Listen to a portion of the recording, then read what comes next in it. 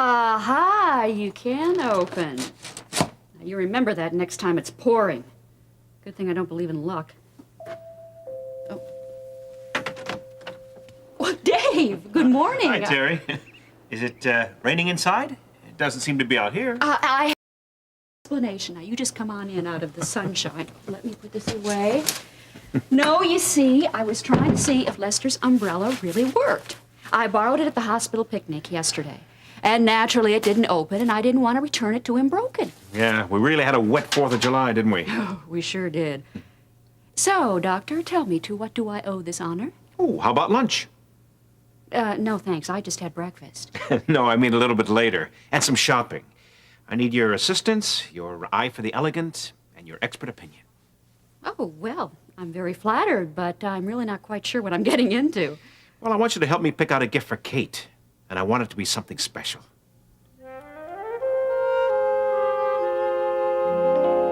Well, Kate, although your consent sounded just a bit reluctant over the telephone, I really appreciate you seeing me.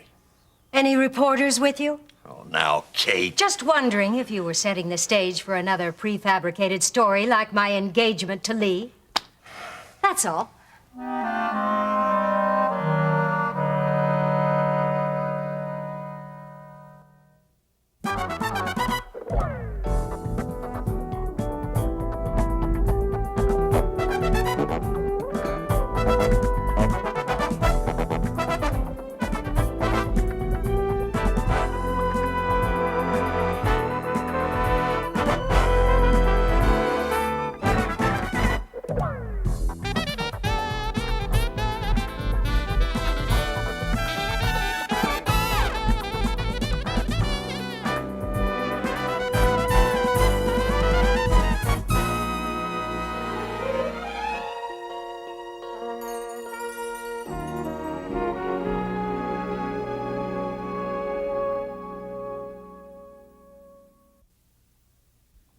A surprise gift for Kate. Is it her birthday? Nope, but the occasion is just as important. Oh, this was your anniversary. No, not that either. You know, I was thinking it should be jewelry, something that will always remind her of today. Let's see. It's not her birthday. It's not your anniversary. It's definitely not Christmas. I guess I'm not making much sense to you, am I? Why don't you just start again from the top? Well, all right. It's just something I always used to do. You know, when Kate and I were first dating, it would be a scarf, sometimes perfume. Oh, and stuffed animals. I really went overboard with those. Dave, why don't you just start midway? Maybe I can catch up then. I'm sorry. I guess I do sound like a schoolboy, don't I? I'm so excited. It's just that it finally hit me that Kate and I are really going to be back together again. That's what true love does. Oh, now, don't get me wrong. She's still hesitant about rushing into a relationship. And I can't say that I really blame her. But there's new hope, Terry. I mean, there really is. I know that whatever fears she has now will soon pass. Well, that is my prayer. Hey, did I ever tell you how Kate and I met? No, you haven't.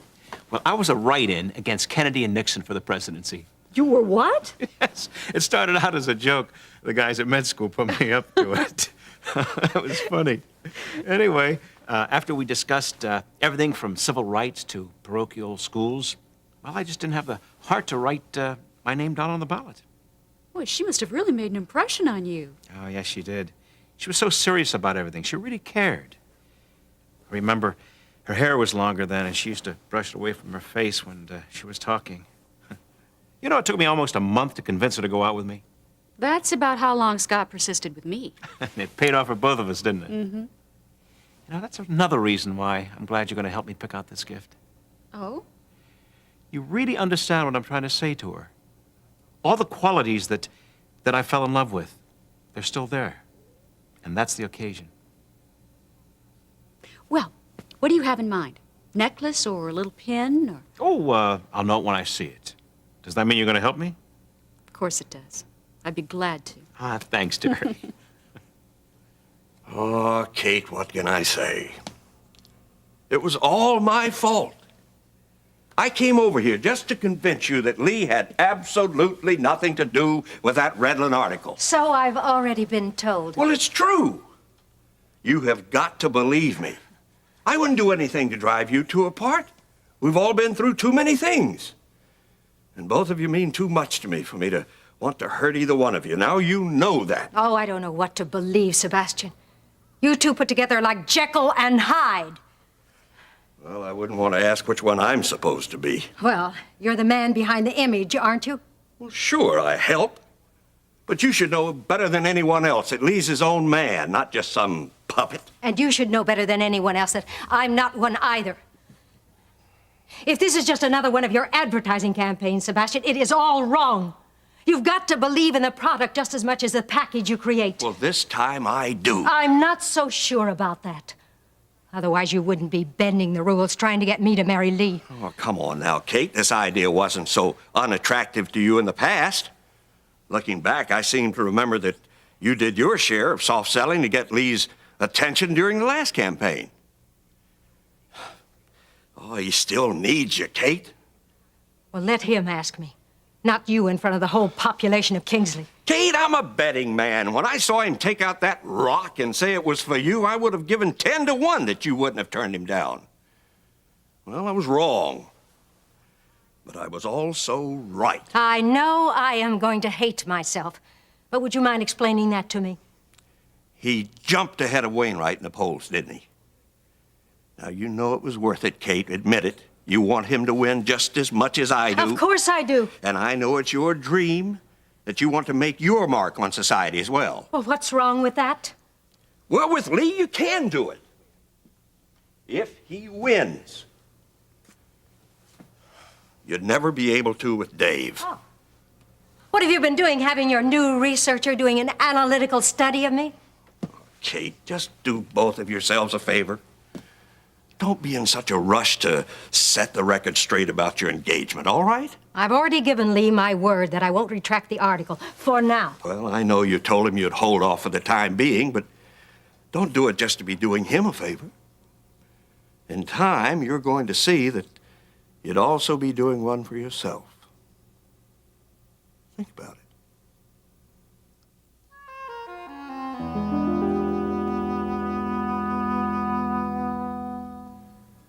Well, these are pretty good. I think you ought to order as many as you're going to need. Okay. Do you mind? Not at all, but somehow I didn't picture you as an autograph seeker. Well, I could have told you it's for my kid brother, but I don't have one. Well, anything for a voter, especially if she's on the staff. Thanks. You know, I've had people working for me in the past who didn't necessarily back me. I couldn't work for a campaign I didn't believe in. Well, a lot of people do. You have high ideals, don't you? So do you. Well, I didn't promise to save the world. No, but you do make an impact on the places that you can influence. Somehow I get the idea that that's the thinking that comes straight from the school of Sebastian Knight. No, it's just my own personal observation since I've been here. Really? Mm-hmm. And you know what impresses me the most? What's that? You're determined to win, no matter what the odds. And that's the kind of enthusiasm that really turns people on, especially the young voters. Uh-huh. Have you got a computer printout on that? Absolutely, Congressman. Oh. Now, this is a profile on voters' response to vitality and charisma of each candidate. Now, this is where you soar way above Wainwright. Very interesting. Did you do this? Yes, I did. That's a good job. But we don't want to take a nap here just because we're a few points ahead of Wainwright. Not if you expect to sit behind the desk in the Oval Office one day. Whoa, let's just get me elected to Congress for right now. Well, I personally don't think it's too soon to begin thinking in those terms. Well, I appreciate your vision and your commitment, but for right now, let's start with the speech that you and Sebastian worked on. Do you have it? It's right here. Now, Sebastian and I changed the introduction. We thought it would work better this way. What do you think? Not a bad idea. Well, Harold couldn't get anywhere with Miriam. You know, I know that I should have gone over to speak to her myself. Oh, please don't upset yourself about it, sir. I just wonder how long it's going to take her to come to her senses. That boy should be in this house. Oh, of course he should be. You know, he's very fond of you, if I may say so. Well, thank you. But Miriam thinks I've bought his affection. Oh, hardly. I got him a few pieces of video equipment to challenge his mind, and I'm accused of spoiling him.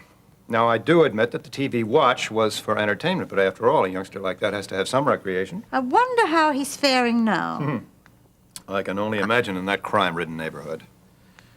You know, Mrs. Lucas, I can't stand this any longer. Do you remember Mrs. Redland's number? Yes, I do. If I could just see Mim personally. Oh, do you think you should? She always seems to upset you so. Well, I'd be a lot more upset if I didn't get this off my chest. Oh, well. Do you think I could talk to her for you? No. She'll see me today, this time. Oh, it's ringing. Oh, good, thank you. Mim, I want you to, well, put her on. This is her father. You know, that place is like a hotel. You never know who's living there. Mim, I want to see you today. I know what you think, but either you pick some place where we can meet or I'll come over there. All right, where? Well, why not this house? It's your home. Listen, Mim. All right, fine. Good. Over lunch. I'll get Mrs. Lucas to make some reservations. 1 o'clock at the Greenbrier. And I expect both you and Eric.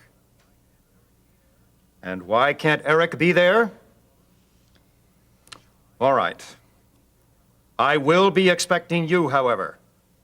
Goodbye. Maybe she'll change her mind about coming home this time. I certainly hope so.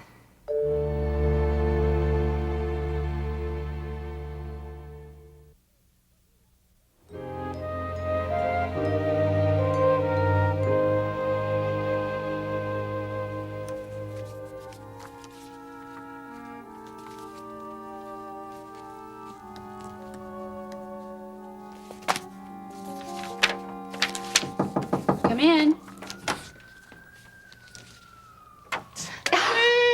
Well, hello, Ione. Would you believe that I was just thinking about you and everybody else at the clinic? Well, maybe that's why I'm here. Huh? Are you free for lunch? And I'll tell you all about it. Oh, Ione, I can't. My treat. And you'll even get to hear why I need a 2-week vacation right now. You want time off? Is this Ione Redland I'm talking to? None other. You know, I just need a little time to do a little thinking, that's all. Now, your definition of thinking is doing some problem solving, getting somebody's problems straightened out. So what's up? Well, you know the situation about Miriam and her father. Yes, he still wants her and Eric to move back in with him? Oh, no, not want. He's demanding it. Well, it sounds like he hasn't changed at all. But Miriam's holding her ground. I'm amazed at the spunk that lady has. Well, she's got a good teacher. Now, wait a minute. I didn't give her any advice. I feel that any problems that she and Charles Carpenter have to work out, they have to do it between themselves. Good point. Yes, just wish I could say the same thing about Carl and Jean. Now there, I haven't kept my opinions to myself. Oh, now come on. Every time I see those two, they're acting like a couple of newlyweds. Oh, well, maybe when Monk's not around. You know, he's driving Carl up a wall between Jean and her. Terry, you ready to go? Ione, funny meeting you here. Oh, but you took the words right out of my mouth. Enjoying your morning off? As much as possible, I thought I could talk Terry into having lunch with me. Well, I beat you to it. She's already promised to have lunch with me.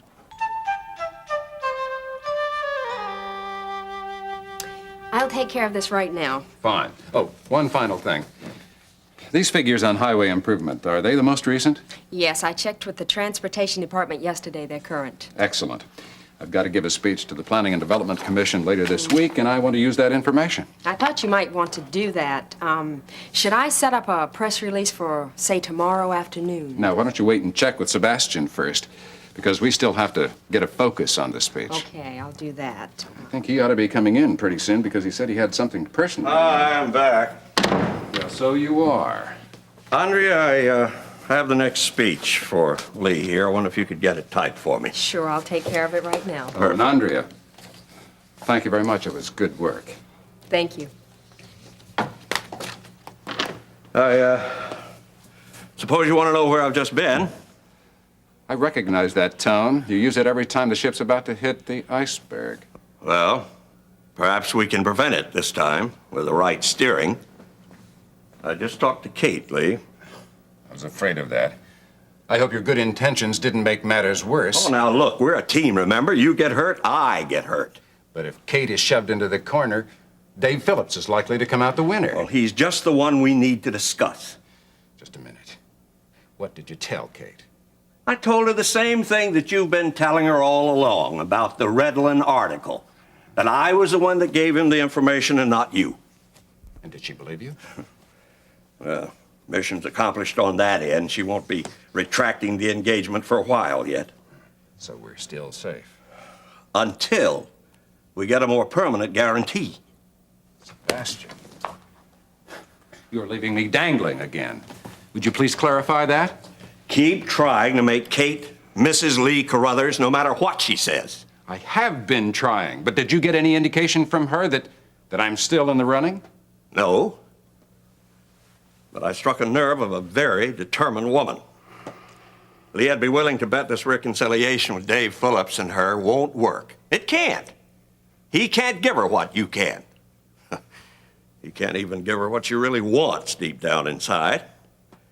So, when the thing starts falling through, she'll be looking for your shoulder to cry on.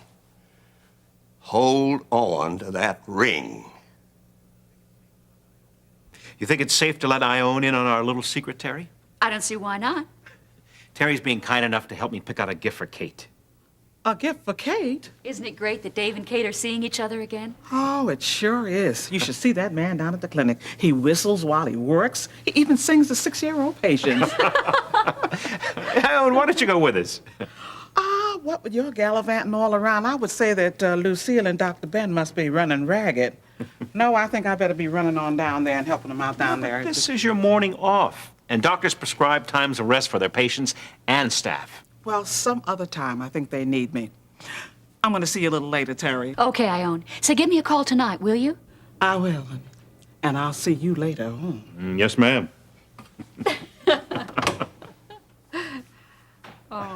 Dave, look, can you give me just 5 more minutes? I've got to finish initialing these reports that are due on Lester's desk immediately. Sure, no problem. Oh, look, I'll tell you what you can do. Why don't you look through this Miller's catalog and see if there's anything in there you'd like to get for Kate? That's going to be our first stop. Okay. I'll let my fingers do the walking.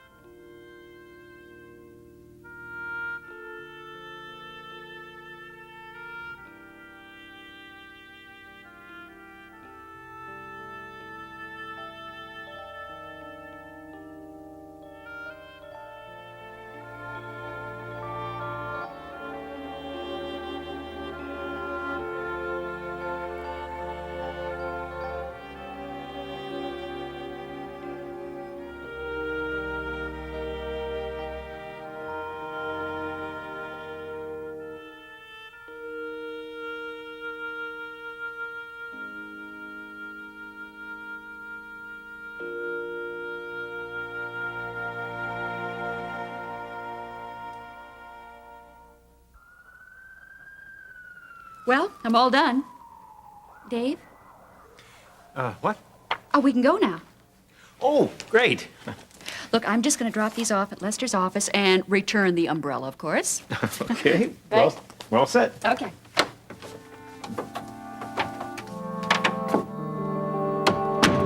Don't be ridiculous, Amber. I have never barred you from my door. Well, it's just that lately I'm not sure of my welcome around here. Are you alone? Yes. Are you sure? Feel free to conduct a search if you wish. I'll take your word for it. Besides, if Dave were here, he would probably have made his presence known, and I would be on my way out the door. I thought this was going to be a friendly visit. It is. It is. I've even come to apologize. Oh, you're the second person today who dropped by just to beg my forgiveness. So, Stacy beat me to it, huh? No, Sebastian did. Oh. Well, you know me, Mother. I'm not usually in the habit of saying I'm sorry. No, you're not. But it's very becoming. Well, I am sorry for the way that I bolted out of here the other day. Apology accepted. Truce. It's just that ever since that day I saw you here with Dave, Mother, if you would just realize that Lee is...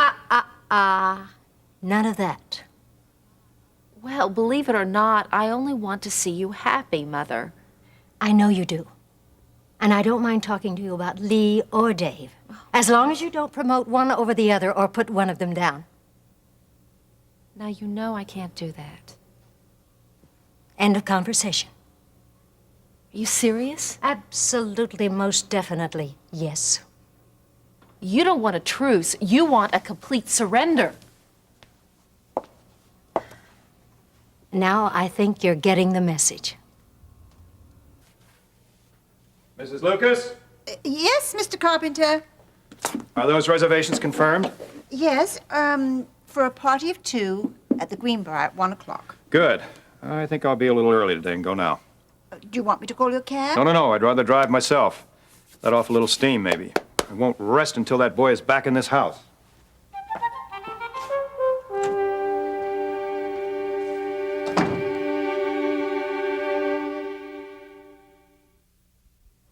You know what I think you need, Mother? Here we go again. Oh, I mean, besides a certain candidate for Congress that we will not mention, I think you should have a nice, quiet lunch with me. What am I getting myself into? Oh, I'd say probably a nice shrimp salad at the Greenbrier. Come on, say yes, please. Just remember which subjects are off limits. I promise. It's a deal. Just let me freshen up. I'll be right with you. Okay.